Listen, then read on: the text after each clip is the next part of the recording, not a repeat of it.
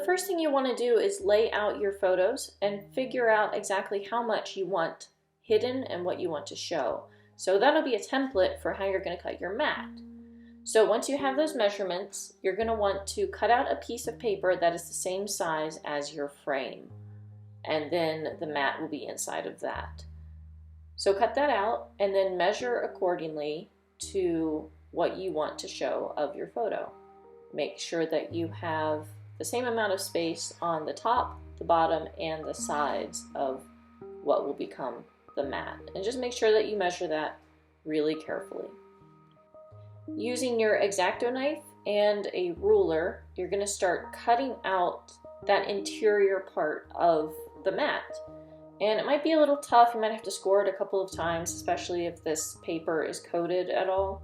And this one was coated with a glossy side, so it took a little bit longer to cut out the mat.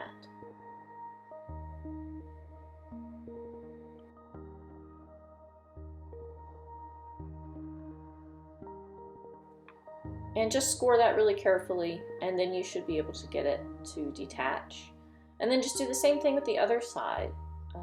With your other piece of paper, cut out the entire size of the frame, and then you'll have the existing mat to use as a template for your second piece.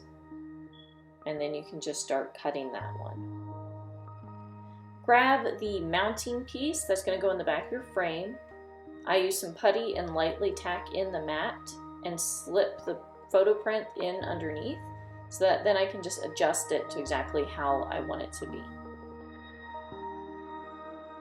And then just repeat for the other print.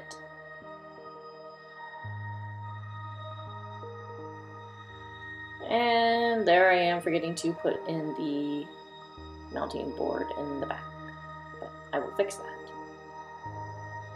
Fixed. And there you have it. You have professional looking art prints for your house. Let me know what you think, and thank you for watching.